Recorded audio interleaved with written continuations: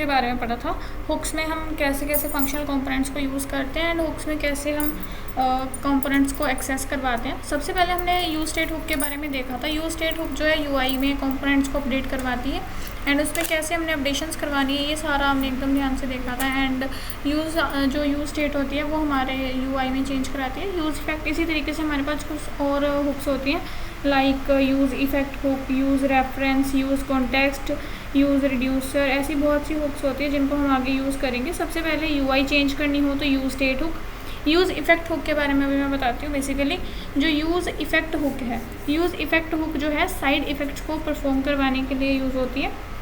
जब भी हमें एपीआई कॉलिंग करनी है, टाइमर्स लगाने हैं, लोकल स्टोरेजेस में डाटा को फेच कराना है, डोम मैनिपुलेशन करानी है, इवेंट लिसनर्स पे काम करना है, तब हम यूज़ करते हैं यूज़ इफेक्ट हुक का। एंड यूज़ इफेक्ट हुक भी वैसे यूज़ होती है जैसे हमारी यूज़ स्टेट हुक यूज़ होती है बेसिकली।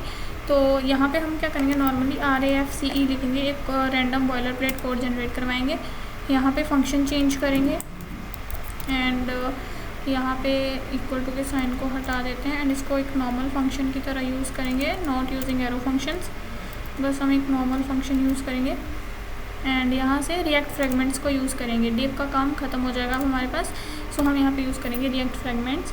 एंड बेसिकली जैसे हम इंपोर्ट करवाते हैं, सबसे पहले काम हमारा यही होता है हुक्स को इंपोर्ट कराना। पहले हमने यूज़ स्टेट इंपोर्ट कराई थी, उसी तरीके से अब हम यूज़ इफेक्ट को भी इंपोर्ट करवाएंगे। इसमें किसी तरह का कोई चेंज नहीं आता है, ठीक है। और यूज़ इफेक्ट में हमें ध्यान रखना पड़ेगा, जो हमारा इफेक्ट का ई है वो कैपिटल रखना पड़ेगा, जो फर्स्ट वाला ई है। एंड यूज़ इफेक्ट को हम इंपोर्ट कराएंगे फ्रॉम रिएक्ट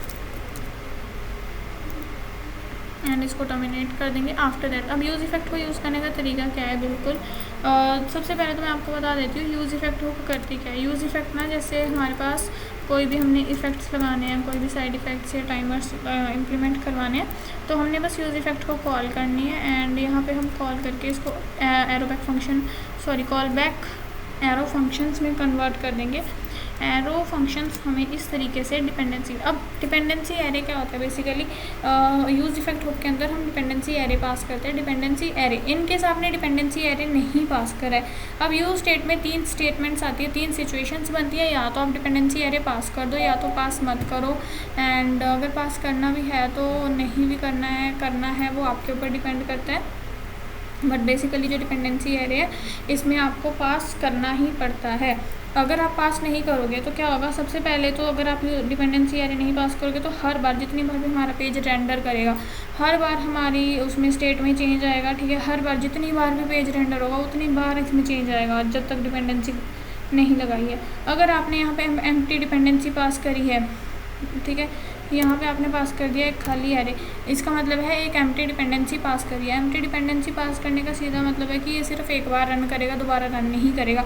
अगर आपने इसमें कोई वैल्यू पास कर दिया लाइक काउंट, और आपने एरे के अंदर कोई डिपेंडेंसी एरे पास कर दिया है, कोई वैल्यू पास कर दी है, इसका मतलब है जितनी बार भी हमारा इस काउंट पे काम होएगा, जितनी बार भी हम काउंट को क्लिक करेंगे, इसको इम्प्लीमेंट करेंगे, जितनी बार भी इसके थ्रू हेल्प से काम करेंगे कोई ना कोई, उतनी बार हमारा जो पेज है वो रीरेंडर करेगा और हमारा जो भी हम इसमें कमांड को एग्जीक्यूट करवाना चाहते हैं वो रन करेगा।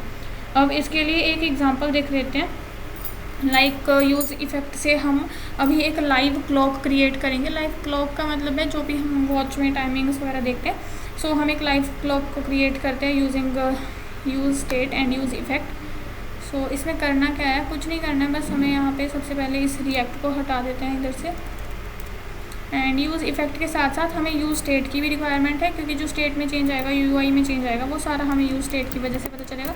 सो यहाँ पे हम यूज़ स्टेट को एंड यूज़ इफेक्ट को दोनों को इंपोर्ट कराएंगे। आफ्टर दैट फंक्शन के अंदर एक हमने कॉन्स्ट बनाना है एंड कॉन्स्ट में हमारे जो स्टेट में अपडेट आएगा, जो यूज़ स्टेट का काम होगा वो हम एक्सेप्ट करवाएंगे। लाइक टाइम मैंने इसमें पास करा है, comma set time, and set time में हमें चेंज करवा दिया, यहाँ पे यूज़ स्टेट में अपडेट करवा देंगे यूज़ स्टेट। एंड जो यूज़ स्टेट में चेंज कराना है, मुझे आज की टाइम के अकॉर्डिंग इसको एक्सेस करवाना है, तो मुझे इसमें न्यू डेट, जो न्यू डेट है हमारे जावास्क्रिप्ट में हम यूज़ करते हैं बेसिकली, इसको एक्सेस करवाना पड़ेगा। इससे हमारे पास जो लेटेस्ट टाइम होएगा वो चलता है, जो आज का टाइम होता है वो चलता है। एंड उसके बाद हम यूज़ इफेक्ट को कॉल करेंगे, कॉल बैक फंक्शन इसमें बन रखा है। बस इसमें मुझे करना क्या है, मुझे इंटरवल पे चलाना है, लाइक अपने आप से टाइम चेंज होना चाहिए। मैं नहीं चाहती हूँ कि जब मैं क्लिक करूँ या होवर करूँ तब कोई चेंज आए। तो अगर मैं चाहती हूँ कि ये अपने आप से काम करे तो मुझे इस पर इंटरवल लगाना पड़ेगा। इंटरवल्स हमने डॉम में पढ़े थे। बेसिकली इंटरवल में होता क्या है, कॉन्स्ट इंटरवल आता है। इसमें मेरे को वेरिएबल में मैं स्टोर करवा रही हूँ इंटरवल को, एंड इसमें हम इंटरवल को एक्सेस करवा देंगे। सबसे पहले इंटरवल सेट करा, एंड सेट इंटरवल में हमने पास कर दिया एक एरो फंक्शन। एरो फंक्शन में मुझे क्या करना है यहाँ पे, बस उसी तरीके से जैसे हर बार फंक्शन यूज़ कर रहे हैं, फंक्शन को इम्प्लीमेंट कर देंगे। यहाँ पे मुझे सेट करना है टाइम, जो भी टाइम चल रहा होगा उसको सेट करना है as per the new date. New date हमें न्यू टाइम रिटर्न करेगी। New date, sorry for that, इसमें डी कैपिटल होता है, new date. And new date को हम कर देंगे कॉल। बस इतना सा काम करना था अभी के लिए। एंड आफ्टर दैट अब क्या करना है, मैंने सिर्फ डेट को कॉल करा है, बट अभी जो मेरी डेट है ये मेरे को चाहिए कि ये अपने आप से चेंज भी हो, मैं इसको बार बार से चेंज ना करूँ। इसलिए हर एक सेकंड बाद इसमें जो चेंजेस आएंगे वो मेरे को शो होने चाहिए। एंड उनको शो करवाने के लिए मैंने इसको 1000 रिटर्न कर दिया। इसके बाद अब मुझे क्या करना है, एक वैल्यू रिटर्न करवानी है, जिसके लिए मैं यहाँ पर नॉर्मली लिख दूँगी रिटर्न। एंड रिटर्न के साथ मैं एक कॉल बैक बनाऊँगी जिसमें मुझे कॉल करनी है नॉर्मल फंक्शन को। एंड इसमें हम लिख देंगे क्लियर इंटरवल, ताकि जो हमारा पुराना वाला काम है वो क्लियर होता रहे और नया काम इसमें ऐड होता रहे। क्लियर इंटरवल इसमें डालेंगे जिसमें इंटरवल को एक्सेस करवाएंगे। इंटरवल का काम है खुद से अपनी चीज़ पे काम करना, ठीक है। क्लियर इंटरवल कर दिया, इसको टर्मिनेट कर देंगे। एंड आफ्टर दैट यहाँ पे मुझे सेट काउंट के बाद यहाँ पे डिपेंडेंसी एरे खाली रखना है अभी के लिए, क्योंकि अभी इस पर कोई काम नहीं हो रहा है, सो अपने आप ही अपडेट करता रहेगा। एंड जो मुझे यूआई में चीज़ शो करवानी होती है वो मैं रिएक्ट फ्रेगमेंट्स के अंदर पास करूँगी। लाइक अभी मुझे टाइम शो करवाना है, जो भी टाइम हो रहा होगा, तो H1 के अंदर मुझे यहाँ पे ब्रैकेट पास करनी है। एंड यहाँ पे मुझे टाइम पास करना है टू लोकल टाइम स्ट्रिंग, क्योंकि मुझे टाइम चाहिए। अगर मैं डेट स्ट्रिंग पास करती हूँ तो मुझे डेट पास होती है, अगर मैं टाइम स्ट्रिंग पास कर रही हूँ तो मुझे टाइम यहाँ पे शो हो जाएगा। सो बस इस तरीके से यहाँ पे मुझे फंक्शन पास करना था। एंड मेरा ये जो टाइमिंग है, जो टाइम अभी हाल फिलहाल में जो टाइम चल रहा है वो टाइम मेरे को with in the seconds and proper changing interval के साथ शो हो रहा है। इस तरीके से हम यूज़ इफेक्ट यूज़ करते हैं जब भी हमें यूआई में कोई अपडेट कराना है या कोई इफेक्ट लगवाना है। इस तरीके से हम use state and use effect का यूज़ कर सकते हैं। जो हमारा यहाँ पे कॉन्स्ट डेट है ये स्टेट को अपडेट कर रहा है, एंड जो यूज़ इफेक्ट है ये टाइमिंग्स में चेंज कर रहा है विद इन द इंटरवल अपने आप से। इसके बाद हम बात करते हैं यूज़ रेफ हुक की। बेसिकली यूज़ रेफ क्या करता है, जब भी हमारी वैल्यू स्टोर करानी होती है हमें किसी कंपोनेंट में बिना री रेंडर करे, तो हम यूज़ रेफ हुक का यूज़ करते हैं। लाइक वैल्यू स्टोर कराएंगे बट कंपोनेंट को री रेंडर नहीं करने देंगे। यूज़ रेफ यूज़ करने का तरीका हमारे पास इस तरीके से है। लाइक मैं पेज को, अगर हम फॉर्म बनाते हैं, form is the best example for use ref hook. And use ref को यूज़ कैसे करना है, जैसे मैंने यहाँ पे यूज़ इफेक्ट यूज़ करा है, यूज़ स्टेट यूज़ करा है, बस वैसे ही मुझे यहाँ पे यूज़ रेफरेंस हुक पास करनी है। ये भी रिएक्ट से यूज़ करते हैं, एंड इसको हमें फंक्शन के अंदर पास करना है। यहाँ पे कॉन्स्ट बिल्कुल वैसे का वैसे ही रहेगा। हुक्स को यूज़ करने का तरीका सेम रहता है, थोड़े से चेंजेस के साथ हम अपनी हुक्स को काम कर सकते हैं। लाइक अभी हमें इनपुट रेफरेंस पास करूँगी, मेरे को इनपुट फील्ड पे काम करवाना है, तो मैं यहाँ पे पास कर रही हूँ इनपुट रेफ, एंड इसमें मेरे को यूज़ करना है यूज़ रेफ हुक का, ठीक है। यूज़ रेफ हुक में मेरे को कॉल बैक करनी है, इसको कॉल करना है। उसके बाद मुझे एक फ़ंक्शन बनाना है, यहाँ पे फंक्शन के अंदर फंक्शन बनाना है। अब यूज़ इफेक्ट का काम ऑलमोस्ट ख़त्म हो चुका है, तो मुझे फंक्शन के अंदर फंक्शन बनाने के लिए काम करना है। इसमें मैं क्या करूँगी, यहाँ से यूज़ रेफ इफेक्ट को हटाना पड़ेगा, एंड इस यूज़ इफेक्ट को हम हटा देंगे इधर से। एंड यहाँ पे मैं एक फ़ंक्शन क्रिएट करूँगी, लाइक फंक्शन, एंड इस फंक्शन के अंदर मुझे पास करना है हैंडल फोकस, ठीक है। इससे मैं क्या करूँगी, मैं मेरी फील्ड पे फोकस करवाऊंगी क्लिक करने पर। जब मैं किसी भी बटन पे क्लिक करूँगी तो मेरी फील्ड में फोकस होना चाहिए। ये हम किसी रेफरेंस को दे रहे हैं, एक रेफरेंस पास करके अपनी स्टेट में चेंज करवा रहे हैं, ठीक है। इसको हम कहते हैं यूज़ रेफ हुक का काम करना। लाइक इनपुट में मैंने इनपुट रेफरेंस पास कर दी, डॉट करेंट डॉट टारगेट,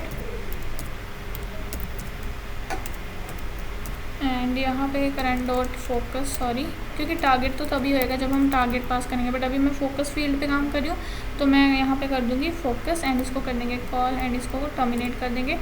इसमें हमने सिर्फ एक फंक्शन को कॉल करा है। रिटर्न के अंदर यहाँ पे मैं इनपुट रेफरेंस पास करूँगी एंड एक बटन पास करूँगी। इसमें H1 का काम नहीं है हमारे पास, तो हमारा UI से ये हट जाएगा। एंड यहाँ पे मेरे को पास करना है इनपुट रेफरेंस। इनपुट रेफरेंस में मैं पास कर दूँगी जो भी मेरी रेफरेंस जा रही है, लाइक इनपुट रेफ, जो कि मैं रेफरेंस हुक को यूज़ कर रही हूँ, ठीक है, विद द जैसे हमने प्रॉप्स पास करने होते हैं उस तरीके से इसमें डाटा पास करें। एंड अब मुझे बटन क्रिएट करना है। बटन के अंदर मैं ऑन क्लिक इवेंट लगाऊंगी, जिसमें क्या होगा, जब इस बटन पे क्लिक होगा तो हमारे पास जो मेरी फील्ड है वो फोकस में आ जाएगी, ठीक है। यहाँ पे मैं फंक्शन को कॉल कर दूँगी, लाइक जो हैंडल फंक्शन है मेरा, जो मैंने अभी करा है, हैंडल फोकस क्रिएट करा है, उस पर हम जनरेट करा देंगे, ठीक है। हैंडल फोकस पे काम करवा दिया एंड इसको हमने क्लोज़ कर दिया, बटन क्लोज हो जाएगा। एंड यहाँ पे मैं लिख दूँगी फोकस। सो जो बटन होएगा उसमें लिख के आएगा फोकस। एंड इस तरीके से हमारे पास एक यूज़ रेफ का कहती हूँ फंक्शन बन जाता है। एंड इसमें क्या आता है बेसिकली, इससे बेसिकली क्या होगा, यहाँ पे रेफरेंस पास करेंगे एंड जब भी मैं इस पर फोकस पे क्लिक करूँगी मेरी फील्ड अपने आप फोकस पे आ जाएगी। जितनी बार भी हम यहाँ पे करेंगे बिना पेज रिलोड करे, अगर हमें कोई काम करवाना है तो हम करते हैं यूज़ रेफ का यूज़। एंड इसके रियल यूज़ केसेस की अगर हम बात करें तो इसमें आता है focus input, store timer ID, previous values and scroll के जो ऑप्शंस होते हैं ये सारे हमारे रेफरेंस पे आते हैं। जब हम पेज को बिना रिलोड कराए अपना काम करवाते हैं, बिना रिरेंडर करवाए अपना काम करवाते हैं, तब हम यूज़ करते हैं यूज़ रेफरेंस हुक का। इससे हमें रेफरेंस वैल्यू पास होती है एंड हमारा कंपोनेंट रीरेंडर नहीं करता है। अब हम बात करते हैं यूज़ कॉन्टेक्स्ट हुक की। बेसिकली यूज़ कॉन्टेक्स्ट हुक क्या करती है, प्रॉप ड्रिलिंग से बचाती है। जो प्रॉप ड्रिलिंग में डाटा पास होता है फ्रॉम पेरेंट टू चाइल्ड या parent to grand parent, grand child, तो जो हमारा ये डाटा पास होता है वो हम अवॉइड कराते हैं प्रॉप ड्रिलिंग से। इससे हम यूज़ करते हैं यूज़ कॉन्टेक्स्ट। यूज़ कॉन्टेक्स्ट में हमारे पास रैपर क्लासेस होती हैं। अभी हम उसका एग्जांपल लेते हैं, लाइक थीम चेंजिंग का जो एग्जांपल होता है वो सबसे ज़्यादा कॉमन एग्जांपल है यूज़ रेफ हुक के, यूज़ कॉन्टेक्स्ट हुक के लिए। बेसिकली यूज़ कॉन्टेक्स्ट हुक से हम पेरेंट से ग्रैंड चाइल्ड तक डाटा पास करते हैं बिना प्रॉप्स का यूज़ करें। सो प्रॉप ड्रिलिंग को अवॉइड करने के लिए हम यूज़ करते हैं यूज़ कॉन्टेक्स्ट हुक का। यूज़ कॉन्टेक्स्ट में हमें क्या करना पड़ता है, सबसे पहले एक कॉन्टेक्स्ट को क्रिएट करना पड़ता है। लाइक मैंने यहाँ पे यूज़र कॉन्टेक्स्ट क्रिएट करा है, जिसमें हमें क्रिएट सबसे पहले 3 कमांड्स देनी पड़ती है। यूज़र कॉन्टेक्स्ट हम ग्लोबल स्कोप पे रखते हैं, पहले ये बात को ध्यान में रखना है। एंड अभी हम एक थीम टॉगल का इसमें प्रोजेक्ट लेके चलते हैं, लाइक हमें थीम को चेंज करवाना है, वो हम करेंगे यूज़ कॉन्टेक्स्ट से। तो इसके लिए हमें एक कॉन्टेक्स्ट को क्रिएट करना पड़ता है। सबसे पहले क्रिएट कॉन्टेक्स्ट चलाएंगे, उसके अंदर यहाँ पे यूज़र कॉन्टेक्स्ट की जगह हम थीम कॉन्टेक्स्ट लिख सकते हैं। लाइक अभी मैं इसको रीनेम कर देती हूँ। एंड इस तरीके से हमें बस थीम कॉन्टेक्स्ट यूज़ करने हैं। थीम कॉन्टेक्ट बस मैंने नेम चेंज किया और कुछ नहीं करा है। क्रिएट कॉन्टेक्स्ट करा है, उसके अंदर मैंने थीम को क्रिएट करा है। जो भी मेरा ये कॉन्टेक्स्ट था इसको मेरे को ग्लोबली क्रिएट करना पड़ता है सबसे पहले। एंड आफ्टर दैट हम app.jsx में कुछ चेंजेस करेंगे, जिससे हमारे पास जो अपडेशन होगी वो UI में शो हो। सो अपडेशंस को UI में देखने के लिए हम क्या करेंगे, सबसे पहले यहाँ पे यूज स्टेट को दोबारा से इंपोर्ट करवा लेंगे। यहाँ पे जो UI में चेंज आएगा, अपडेट होएगा, वो यूज स्टेट की वजह से होगा, इसलिए हमने यूज स्टेट को इंपोर्ट करा लिया। एंड यहाँ पे मुझे एक चीज़ और इंपोर्ट करानी है, जो कि है इंपोर्ट। यहाँ पे हम थीम कॉन्टेक्स्ट को इंपोर्ट कराएंगे। थीम कॉन्टेक्स्ट, ये जो हमारी थीम कॉन्टेक्स्ट है ये कहाँ से आ रही है, मैंने ग्लोबली उसको स्टोर करके रखा है, इसलिए अपने आप से रेफरेंस पास हो गई है। एंड मुझे एक काम और करना है कि ग्लोबली में ही मुझे एक नैप बार को भी क्रिएट करना है। लाइक यहाँ पे मैं सोर्स के अंदर जाऊँगी, सोर्स के अंदर से मुझे एक फ़ाइल क्रिएट करनी है जिसका नाम होगा napbar.js। अगर मैं ग्लोबली कोई फ़ाइल क्रिएट कर रही हूँ तो वो अपने आप से उसको अपडेट करके दे देती है, ठीक है। सो हमने क्या करना है, बेसिकली मैंने नैप बार क्रिएट कर लिए एंड अभी मैं app.jsx में इसको इंपोर्ट करवा दूँगी। हमें नैप बार का भी काम है, सो हमने यहाँ पे करवा देना है import navbar. Navbar का N capital, sorry for that, navbar. And navbar हमें कहाँ से इंपोर्ट करानी है, जो हमने ग्लोबली स्टोर कराई हुई है। ग्लोबली हमें नैप बार मिल जाएगी, इसको हम डायरेक्टली यूज़ कर लेंगे। एंड इस तरीके से हमारी इंपोर्ट सक्सेस हो गई है। आफ्टर दैट मुझे फंक्शन के अंदर अब यहाँ पे थीम चेंज करानी है, तो हम कॉन्स्ट की जगह यहाँ पे पास कर देंगे वैल्यूज़, जो कि स्टेट को अपडेट करवाने के लिए यूज़ करेंगे। जैसे मैंने यहाँ पे पास कर दिया यूज़ थीम, एंड थीम के साथ हम साथ में एक वैल्यू पास कर देंगे set theme. And set theme में क्या करना है, मुझे बेसिकली यूज स्टेट में अपडेट करवाना है। यूज स्टेट में अपडेट करवाने के लिए यहाँ पे equal to and use state यहाँ पे पास कर देनी है। एंड यूज स्टेट के अंदर मुझे वैल्यू पास करनी है, लाइक जो भी मेरी थीम होगी उसको अगर मैं लाइट पे रख रही हूँ, ठीक है। यहाँ पे हमने लाइट थीम पास कर दी है एंड मुझे थीम को टॉगल कराना है। इसके लिए मुझे थीम टॉगल कराने के लिए इस फंक्शन को यहाँ से हटाना पड़ जाएगा एंड यहाँ पे पास करना पड़ेगा const toggle theme. And theme में हम पास कर देंगे toggle theme and equals to यहाँ पे एक कॉल बैक बना देंगे, एक फंक्शन बना देंगे normal like arrow function. And इसको रिटर्न करवाएंगे सेट थीम। इस फंक्शन में जो भी चेंज कराना होगा हमें सेट थीम के थ्रू चेंज कराना पड़ेगा। सेट थीम हमारी जो है वैल्यू है एक, एंड सेट थीम में मुझे करना क्या है कि अगर तो थीम की वैल्यू लाइट पे होती है तो वो डार्क पे मेरे को शिफ्ट करवानी है ऑन क्लिक पे। लाइक अगर तो इसकी थीम है लाइट, ओके, सो इसमें हम पास कर देते हैं LIGHT। And one more thing, यहाँ पे मुझे लाइट का L स्मॉल रखना पड़ेगा तभी ये कंडीशन चेक होगी, क्योंकि यहाँ पे मैंने स्ट्रिक्ट चेकिंग लगवाई है। एंड टर्नरी ऑपरेटर यूज़ करेंगे। एंड यहाँ पे साथ ही में अगर तो लाइट है या डार्क है, जिस भी सिचुएशन में होगी उसके अपोजिट में हम इसको कन्वर्ट करवा देंगे। सो ये काम टर्नरी ऑपरेटर से हम कर सकते हैं। लाइक अभी जो अगर तो जो भी जैसी भी सिचुएशन हुई तो डार्क में कन्वर्ट कर देगा उसको, या तो फिर लाइट में कन्वर्ट कर देगा। बस इस तरीके से हमें कन्वर्जन करानी है एंड हमारी ये जो थीम वर्क है ये ख़त्म हो जाएगा। ठीक है, लाइक ये डार्क में चल रही है एंड इसको हमने ऐसे करके यहाँ पर मैं पास कर दिया LIGHT लाइट, इसको कर दिया टर्मिनेट। सो अगर तो मेरी थीम लाइट है तो वो डार्क से लाइट में कन्वर्ट हो जाएगी। सॉरी, मैंने दोनों तरफ डार्क लिख दिया, यहाँ पर मुझे लिखना था LIGHT एंड इसको हम हटा देते हैं इधर से। बस इतना सा काम है, हमें थीम देखनी थी। अगर तो थीम लाइट है, क्या वो पूछ रहा है कि क्या थीम लाइट है, अगर तो लाइट होगी तो या तो वो उसको डार्क कर देगा या तो उसको लाइट कर देगा। ठीक है, जैसे भी होएगा उसको उसके अपोजिट में कन्वर्ट करा देगा। बस इतना सा काम है थीम चेंज करने में एंड इसको हम कर देंगे टर्मिनेट। अब मुझे जो मेरा रिएक्ट का ये इनपुट फील्ड है इसको हमने बंद करना है एंड यहाँ पे हम पास कर देंगे, यहाँ से इसको हटा देंगे। एंड इसके अंदर मुझे जो थीम प्रोवाइडर है उसको पूरा का पूरा रैपर क्रिएट करना है। अब रैपर क्रिएट करने के लिए मुझे यहाँ पे जो कॉन्टेक्स्ट मैंने बनाया है थीम कॉन्टेक्स्ट, उसको यूज़ करना है एंड प्रोवाइडर यूज़ करना है। थीम कॉन्टेक्स्ट का प्रोवाइडर यूज़ करेंगे, प्रोवाइडर के अंदर एक वैल्यू पास करनी है एंड वैल्यू में मुझे पास करना है लाइक ऐसे ब्रैकेट पास करूँगी एंड जो भी थीम है मेरे पास टॉगल थीम है, ये सारी चीज़ें मुझे यहाँ पे पास करनी पड़ेगी। एंड यहाँ पे हम टॉगल थीम को पास कर देते हैं, इसको करेंगे बंद एंड यहाँ पे क्लोज कर देंगे। सो इतना हो गया हमारे पास, हमने बस थीम को चेंज करवाना था। एंड जो भी हमारे पास थीम में अपडेट होएगा वो कहाँ होएगा, नैप बार के अंदर। पहले हमें नैप बार के अंदर अपडेट करवाना है। अब यहाँ मुझे नैप बार कॉम्पोनेंट भी यूज़ करना है। नैप बार कॉम्पोनेंट मेरे पास बनाया पड़ा है। कॉम्पोनेंट्स को यूज़ करते टाइम हम इस तरीके से यूज़ करते हैं। कॉम्पोनेंट्स को जब भी यूज़ करेंगे रैपर के अंदर यूज़ करेंगे। हमारा जो कॉन्टेक्स्ट रैपर है उसको कंबाइन करके रखता है, कंटेन करके रखता है। अब मैं navbar.jsx में जाऊँगी एंड मेरी navbar.jsx में मुझे क्या करना है, यहाँ पे भी यूज़ कॉन्टेक्स्ट को इंपोर्ट करवाना है एंड जो UI पे चीज़ें navbar की शो होनी है ये सारी चीज़ें मुझे यहाँ पे इंपोर्ट करवानी पड़ेगी। इसके लिए मुझे क्या करना पड़ेगा, सबसे पहले इंपोर्ट यूज़ कॉन्टेक्स्ट जो हुक है उसको मुझे यहाँ पे यूज़ करना पड़ेगा। ऐसा तो नहीं है कि मैंने उसको क्रिएट करके रख लिया एंड बिना यूज़ करे वो यूज़ हो जाएगी। सो मुझे यहाँ पे यूज़ कॉन्टेक्स्ट करना पड़ेगा, यूज़ फ्रॉम रिएक्ट एंड इसको हम रिएक्ट से यूज़ करवा रहे हैं यूज़ कॉन्टेक्स्ट हुक को एंड इसको कर देंगे terminate. Use context and terminate करने के बाद अब हमें इस पर इंपोर्ट थीम कॉन्टेक्स्ट को भी इंपोर्ट कराना है। यहाँ पे हमें कर देना है इंपोर्ट थीम कॉन्टेक्स्ट। जो भी हम थीम या जो भी हम वैल्यू इसमें पास करेंगे उसको इंपोर्ट करवा लेंगे। इंपोर्ट करवाने के बाद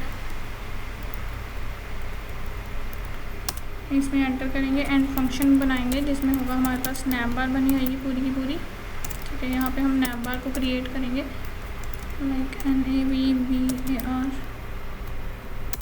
ठीक है, अब मेरे को फंक्शन बनाना है नैप बार नाम से, जो हमारे FC से जनरेट करवा लेते हैं वैसे बेसिकली, बट अभी हम खुद से क्रिएट कर रहे हैं। सो पूरी की पूरी नैप बार खुद से बनानी है एंड यहाँ पे मेरे को थीम में पास करना पड़ेगा सबसे पहले कॉन्स्ट एंड कॉन्स्ट के अंदर हमारे पास थीम जा रही है एंड टॉगल थीम जा रही है। दो चीज़ें पास करनी पड़ेगी हमें, थीम को टॉगल भी कराना है एंड थीम को क्रिएट भी करना है। TOOGLE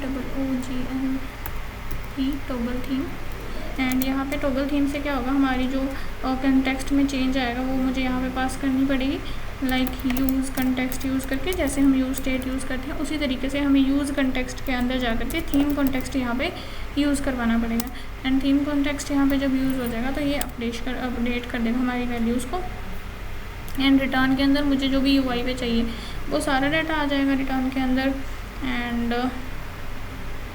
अब इसको हम एंटर कर देते हैं लाइक मुझे Alt-Z करना पड़ जाएगा कोड एंड इस पर हम आते हैं रिटर्न करवाना है। अब मेरे को सारा का सारा डाटा एंड रिटर्न करवाने पे क्या होगा, जो ब्रैकेट के अंदर होगा वो सारा डाटा रिटर्न में आ जाएगा। लाइक मुझे अभी डिव क्रिएट करना है एंड उस डिव को मुझे स्टाइलिंग प्रोवाइड करनी है। उस स्टाइलिंग में क्या होगा बेसिकली, स्टाइल अब मैं दे रही हूँ यहाँ पे स्टाइलिंग में हम देंगे इसको बैकग्राउंड कलर,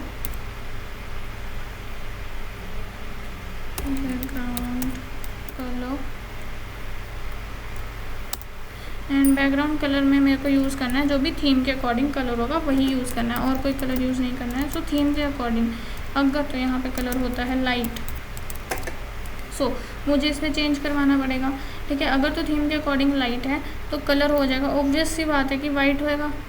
यहाँ पे हम क्वेश्चन मार्क यूज़ करेंगे एंड या तो वो वाइट हो जाएगा, ठीक है। यहाँ पे वैल्यूज़ टर्नरी ऑपरेटर में यूज़ करेंगे एंड या तो उसका कलर हो जाएगा ब्लैक, ठीक है। दो ही ऑप्शन रखने हैं, या तो वाइट कर दो या तो ब्लैक कर दो।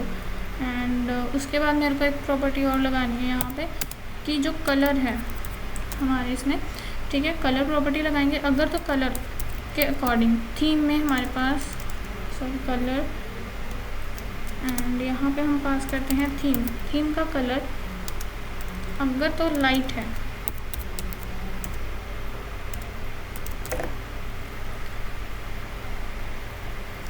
तभी या तो इसका कलर ब्लैक हो जाएगा टेक्स्ट का, या तो वो वाइट हो जाएगा, ठीक है। इस तरीके से हम चेंजेस कर सकते हैं एंड इसमें हम एंटर कर देंगे लाइक दिस।